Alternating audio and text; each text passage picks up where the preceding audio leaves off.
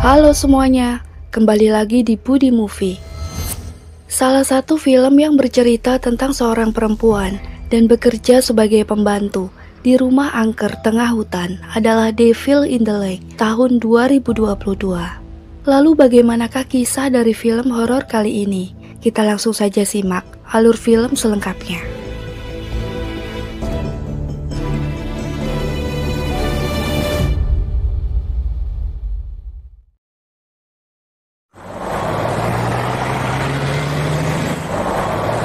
Berlatar di Korea Selatan, cerita akan dimulai dengan memperlihatkan seorang asisten rumah tangga yang sedang mengelap lantai. Namun terlihat dari raut mukanya, wanita ini sangat ketakutan. Yang mana muncullah sosok nenek tua menyeramkan. Kemudian entah kenapa langsung mengejar wanita tersebut, sehingga membuat wanita itu berlari keluar dan menuju ke sebuah danau yang tak jauh dari tempat dia bekerja. Setelah itu, wanita tersebut malah menghilang entah kemana.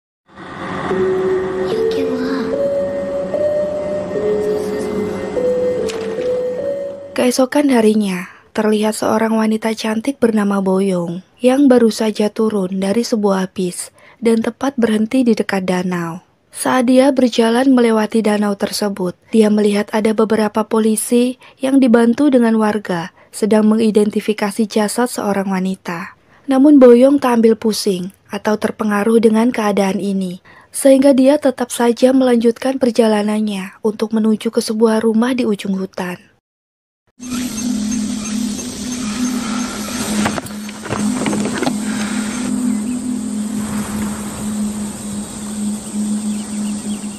Sesampainya di depan rumah yang dimaksud, Boyong tak segan-segan langsung masuk, walau tanpa permisi, dan tak lama keluarlah si pemilik rumah bernama Kim yang mempersilahkan Boyong untuk masuk. Lalu dari sini diketahuilah, ternyata kedatangan Boyong ke rumah ini untuk melamar pekerjaan sebagai pembantu. Namun sebelum itu, ternyata dia sudah memalsukan nama pada identitasnya menjadi Kim Hyung agar tidak diketahui asal-usul, begitupun masa lalunya oleh si pemilik rumah. 그래. 못하겠으면 지금 말해. 나도 번거로워.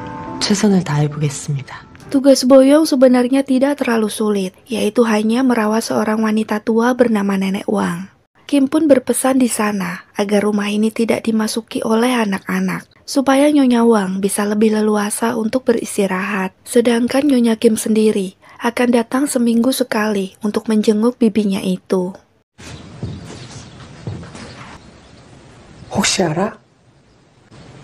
보물찾기요? Setelah sesi perkenalan dan memperlihatkan kamar untuk Boyong, Nyonya Kim pun pamit pergi dari rumah tersebut. Serta tak lupa, dia pun berharap agar Boyong bisa betah bekerja di rumah ini. Karena sebelumnya, sudah banyak sekali ART yang berhenti dan bahkan kabur tanpa alasan yang jelas.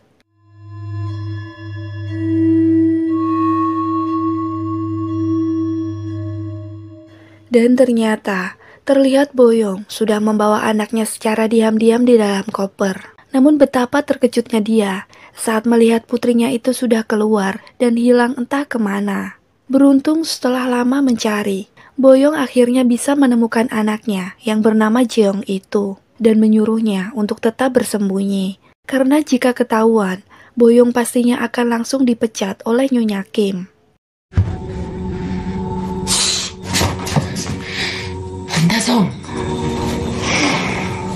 다성아, 이 집에는 Singkat cerita, setelah beberapa hari berlalu saat Boyong merawat si nenek, dia pun merayu Nyonya Wang ini agar mau mengatakan di mana ia menyimpan barang-barang berharga miliknya. Sehingga di sini baru diketahuilah jika alasan kenapa Boyong merubah nama dan identitasnya itu semata kedatangan dia ke rumah ini bukan benar-benar untuk menjadi pembantu, melainkan hanya untuk mengincar barang-barang berharga milik si nenek Wang. 집이 너무 넓고 좋다. 소중한 거? 어머니.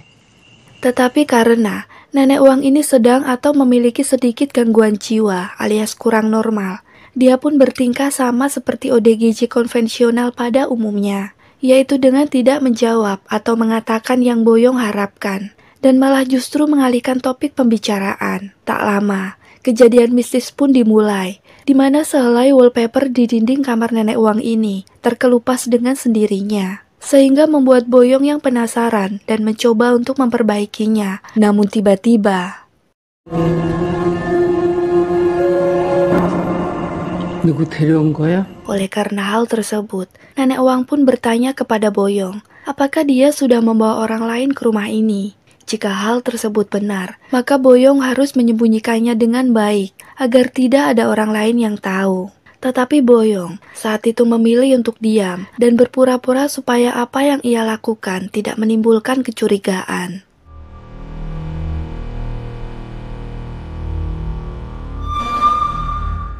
Beberapa waktu berlalu dari kejadian hari itu. Akhirnya Boyong berhasil menemukan sebuah ruangan. Lantas dia pun tak segan-segan untuk masuk dan menggeledah ruangan tersebut. Dengan harapan bisa menemukan suatu benda berharga di sana. Namun tak disangka, dia justru malah menemukan anaknya yang sedang asik menggambar di balik jendela kamar.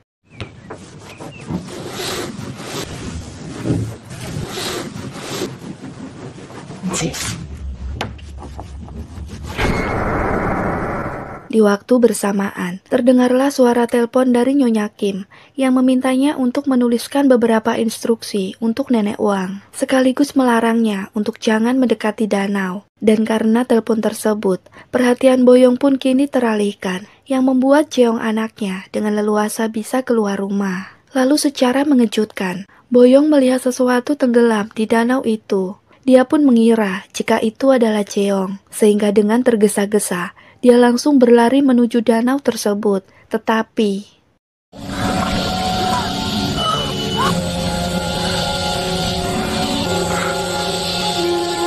sore harinya, saat Boyong memandikan Jeong, tiba-tiba terdengarlah suara-suara aneh dari balik pintu kamar mandi, disusul dengan pintunya yang terbuka dengan sendiri. Yang hal tersebut membuat Boyong memutuskan untuk memeriksanya.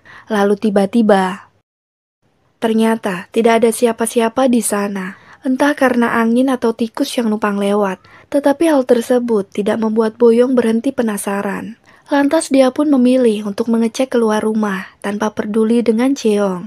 Di mana saat di luar, terlihatlah ada seorang bocil misterius menghampirinya dan mengajak Jeong untuk bermain. Yang tentunya hal ini di luar Nurul, karena nyatanya tidak pernah ada yang tahu. Bahkan RT setempat pun ia tak memberitahunya bahwa Boyong telah membawa Jeong ke rumah ini. 누구니 너? 너 얼른 집에 들어가. 부모님 걱정하시겠다. 그게 아줌마한테 좋아요. Sontak hal tersebut membuat Boyong keheranan dan segera akan menutup gerbang pintu rumah. Namun si bocil malah berkata, jika Boyong adalah orang keenam yang sudah bekerja di rumah ini. Adegan kemudian berpindah kepada Jeong yang seorang diri, di mana tak lama kemudian muncullah sesosok makhluk dari bak kamar mandi dan menarik dirinya.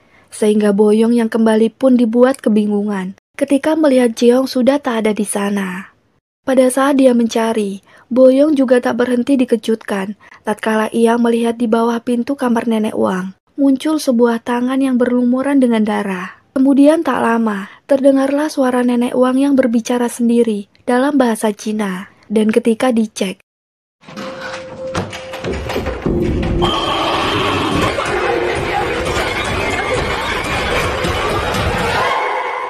setelah Boyong tersadar dari pingsannya akibat serangan Nenek Wang tadi, Boyong pun teringat pada Jeong anaknya. Sehingga dengan bergegas, ia pun melanjutkan pencariannya tersebut ke semua penjuru rumah. Lalu samar-samar, terdengarlah musik dari sebuah ruangan, yang ketika Boyong mencari dari mana asal muasal suara tersebut,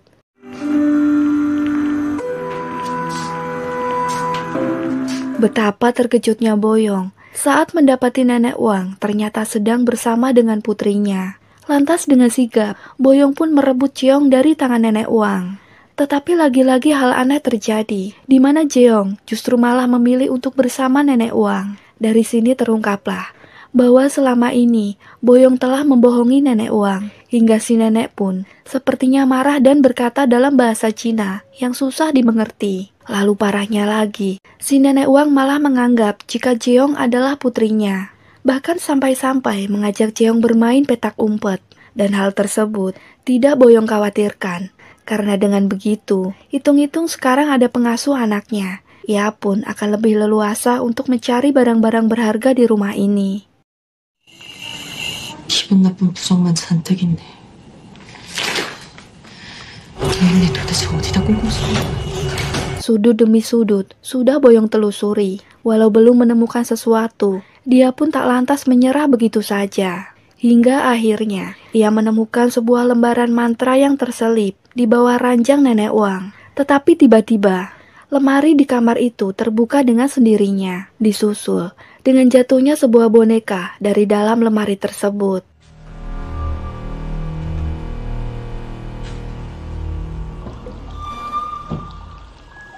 Jeong yang melihat hal itu, ia pun mendekatinya. Lalu seketika, muncullah sosok misterius dari bawah ranjang. Sosok itu pun berlari ke arah Jeong dan membawanya ke dalam lemari. Sehingga Boyong yang melihat itu langsung membuka paksa lemarinya. Alhasil, Jeong pun berhasil keluar. Namun lagi-lagi, ia malah memeluk Nenek Wang, dan itu sangat menyedihkan. Keesokan paginya, terlihat Nyonya Kim bermaksud datang ke rumah tersebut. Namun di perjalanan dia dicegat oleh seorang ibu yang merupakan penduduk desa di sana. Ibu itu pun memberitahukan bahwa kejadian aneh di desa ini berawal dari kedatangan para pembantu di rumah Nyonya Kim dan menyuruhnya agar memulangkan ART barunya. Dimaksudkan agar tidak terjadi sesuatu yang buruk seperti yang sudah-sudah. Tetapi Nyonya Kim tak serta-merta percaya begitu saja dengan apa yang ibu itu katakan. Bahkan ia pun segera mengusir ibu tersebut dari sana.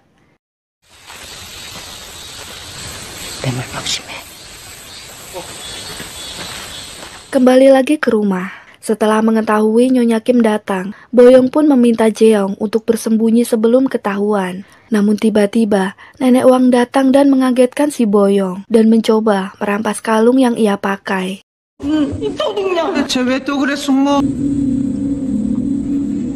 Sehingga Nyonya Kim yang melihat hal itu pun langsung bertanya kepada Boyong, apakah Nenek Wang benar-benar memberikan kalung tersebut kepadanya. Lalu Boyong pun menjawab, jika si nenek sudah memberikan kalung yang ia pakai. Tapi entah karena lupa atau akibat sakit yang beliau derita, sampai-sampai ia mau merebut kembali barangnya. 집에 애가 있다시면서.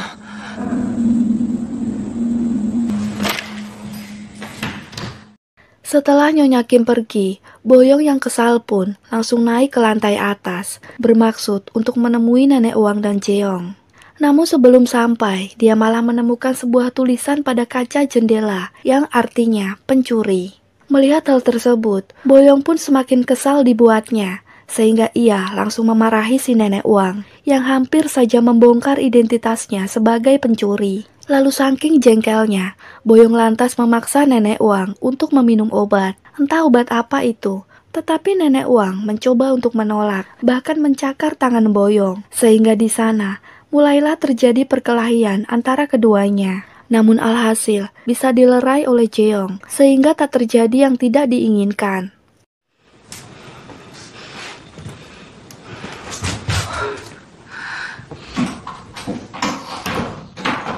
Esok harinya, saat Boyong keluar rumah, dia kembali bertemu dengan si bocil misterius kemarin.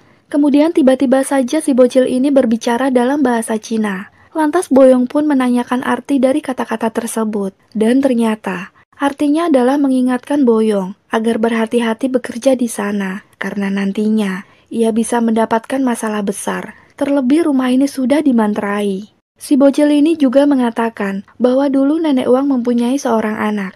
Tetapi naas, ia harus tenggelam di danau. Dan karena tidak menerima takdir, Nenek Wang selalu menganggap semua anak-anak di daerah ini adalah putrinya.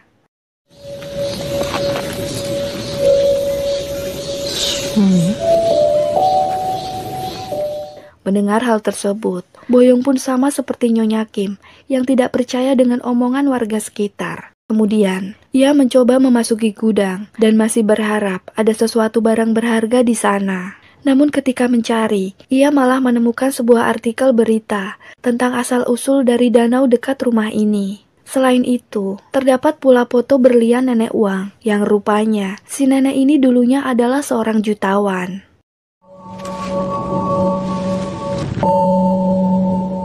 Sempat mau memberitahukan apa yang Boyong lihat kepada kerabatnya, agar dia bisa dibantu untuk mendapatkan harta di rumah ini. Namun sayang, di daerah itu sinyal sangat sulit, sehingga dia pun memutuskan untuk keluar rumah.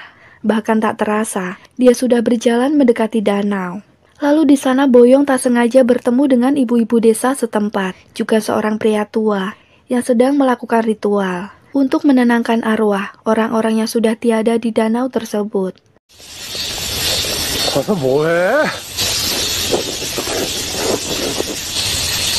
동네 사람들 다 죽어나가기 전 할머니랑 관련된 건가요? Boyong kemudian diberikan seikat dupa yang katanya si ibu. Siapa tahu dupa itu berguna untuk mengusir makhluk halus. Bahkan yang mengejutkan, ibu itu juga mengatakan bahwa sebenarnya Nyonya Kim sedang mengejar harta milik nenek Wang. Namun sampai sekarang, ia belum berhasil. Sehingga dia terus saja mendatangkan pembantu dari luar kota untuk merawatnya, agar nenek Wang bisa bertahan hidup dan mengatakan di mana beliau menyimpan hartanya.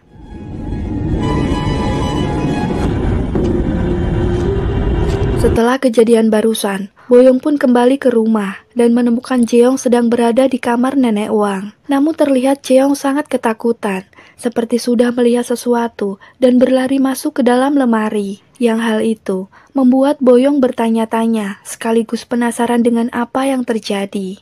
Lalu ketika ia melihat ke arah danau, terlihatlah nenek Wang sudah tergeletak di bibir danau. Sehingga Boyong pun segera berlari untuk menyelamatkannya.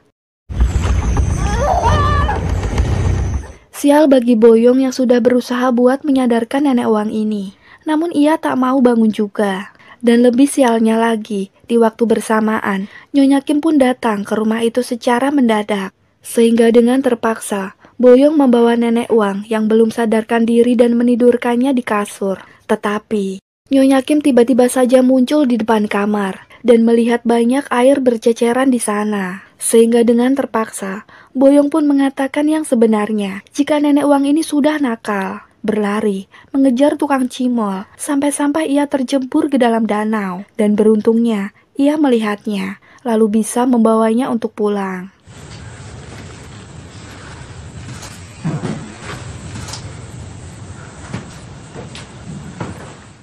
Kim yang mendengar itu, merasa masih tidak percaya jika bibinya benar-benar bisa berlari mengejar tukang cimol. Bahkan saya pun tidak tahu, apakah di Korea ada tukang cimol? Namun setelah Nyonya Kim diyakinkan oleh Boyong, dia pun perlahan mulai mengerti dengan kondisi kejiwaan nenek Wang. Alhasil, Nyonya Kim pun pergi meninggalkannya. Kemudian Boyong kembali teringat dengan Jeong yang bersembunyi di dalam lemari. Namun ketika dicek, Jeong lagi-lagi tidak ada di sana. Dan hal itu membuat ibunya panik, sehingga dia pun harus mencarinya ke semua sudut ruangan, yang pada akhirnya dia harus ketahuan oleh Nyonya Kim. Tatkala melihat sebuah gambar karya anak-anak yang dibuat oleh Jeong di dinding kamar.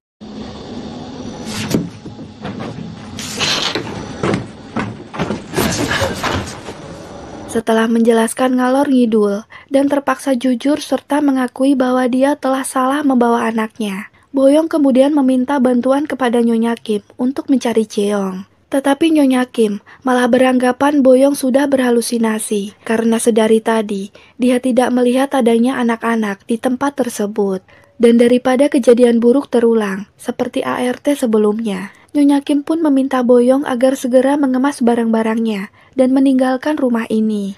Tetapi Boyong tidak mau melakukan hal tersebut. Dia justru malah mengajak Nyonya Kim bekerja sama untuk mencari harta berharga di rumah itu. Namun Nyonya Kim tetap menolaknya. Sehingga Boyong yang berambisi itu menjadi kesal dan langsung mendorong Nyonya Kim.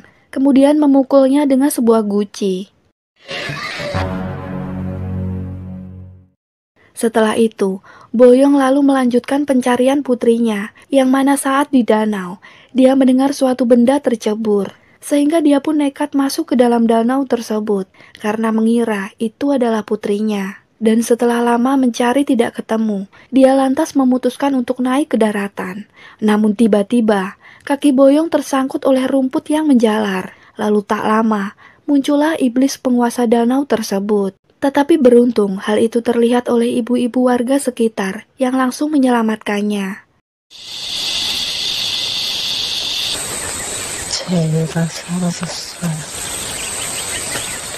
Boyong kemudian diajak ke rumah si ibu, yang mana dalam perjalanan, ibu ini pun bercerita jika dia juga sedang mencari putrinya yang hilang. Karena nyatanya, desa ini sangat terkenal dengan anak-anak yang selalu menghilang, bahkan berujung dengan mati tenggelam. Sehingga wajar saja jika semua penduduk pindah dari tempat itu, karena semata hanya ingin melindungi buah hatinya.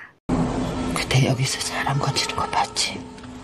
우리 동네에 쉬쉬하는 소문이 있어.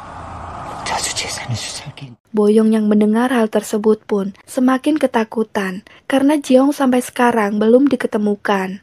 Kemudian dia memutuskan kembali ke danau tersebut, tetapi lagi-lagi dia bertemu dengan si bocil misterius, yang mana kali ini di tangannya terdapat boneka milik Jeong.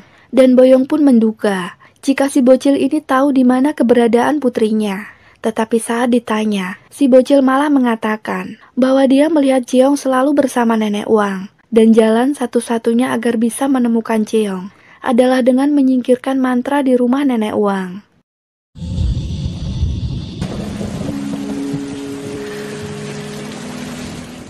Setibanya di rumah, Boyong pun masuk ke sebuah kamar, yang mana di sana sudah ada nenek Wang. Lalu ia pun langsung bertanya tentang mantra dan keberadaan Jeong. Namun anehnya, nenek Wang hanya terdiam saja. Dan tak lama, terlihatlah gambar-gambar aneh pada langit-langit kamar. Sehingga Boyong yang teringat dengan dupa pemberian si ibu warga tempo hari pun langsung membakarnya di dalam gudang.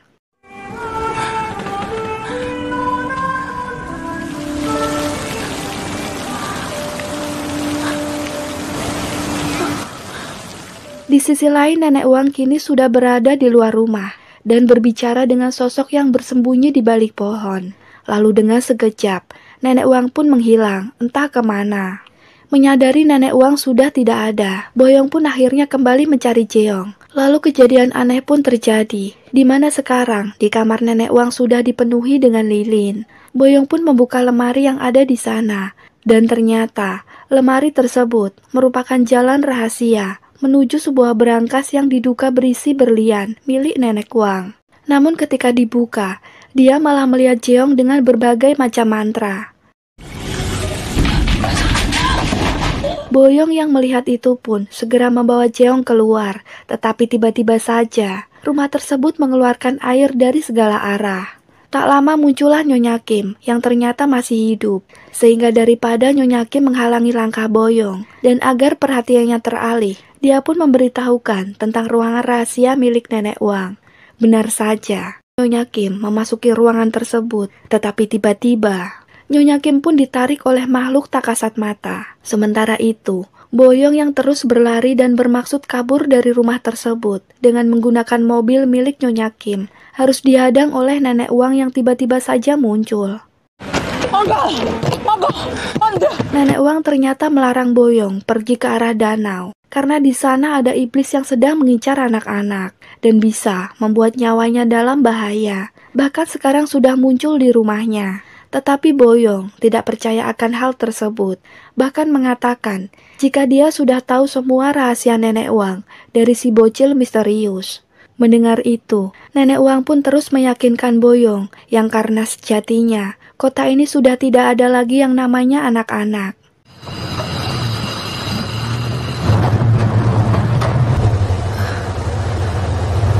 Tak beberapa lama setelah menjauh dari tempat tersebut, dalam perjalanan, Boyong seperti melihat sesuatu yang membuat pandangannya terganggu, hingga hampir saja membuatnya terperosok ke dalam danau.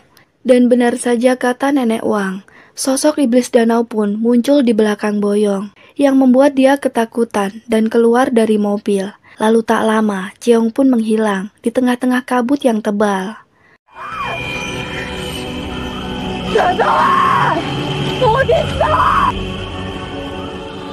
Boyong akhirnya mencari di sekitar danau dan terlihatlah Jeong di sana. Namun ternyata Apa yang berada di dalam air bukannya Jeong, melainkan iblis penunggu danau. Sehingga iblis itu pun langsung memeluk Boyong agar dia ikut tenggelam bersamanya. Tetapi beruntung, tak lama muncullah Nenek Wang yang menyelamatkan Boyong dan menyuruhnya segera keluar dari area itu. Sementara, dia sendiri harus rela mati tenggelam di sana.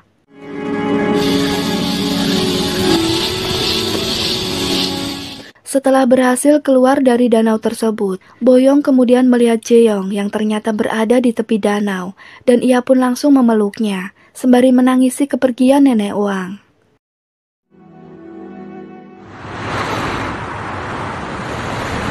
Satu bulan berlalu dari kejadian tersebut. Boyong kemudian menyerahkan bukti-bukti kepada polisi atas apa yang terjadi kepada keluarga Nenek Wang, termasuk video rekaman Nenek Wang saat bicara dalam bahasa Cina, yang mana setelah diartikan, rupanya Nenek Wang memberitahu Boyong supaya cepat pergi bersama Jeong dari rumahnya, karena tidak ingin menambah korban lain lagi. Dari sini, cerita pun kemudian mundur 30 tahun yang lalu, di mana saat Nenek Wang masih muda, ia pun terlalu sibuk menerima telepon, sehingga anaknya yang mengajak bermain petak umpet dan bersembunyi di balik pohon, tak sengaja terpeleset lalu tercebur ke danau tersebut sampai harus tewas di sana. Dan arwahnya pun menjadi penasaran, bahkan menginginkan Nenek Wang bersamanya. Akan tetapi Nenek Wang selalu menjaga hal tersebut tidak terjadi dengan mantra-mantra sebagai pelindung. Sehingga wajar saja, ketika arwahnya tidak mendapatkan Nenek Wang, dia pun meneror semua warga dengan menjadikan itu sebagai pengganti. Namun takdir tidak bisa dicegah, yang pada akhirnya Nenek Wang pun harus rela tenggelam bersama putrinya, alias yang biasa disebut warga dengan si iblis penunggu danau. Tamat. Kita semua tahu bagaimana rasanya menggunakan telepon, bahkan saat ini handphone juga sudah pada super canggih.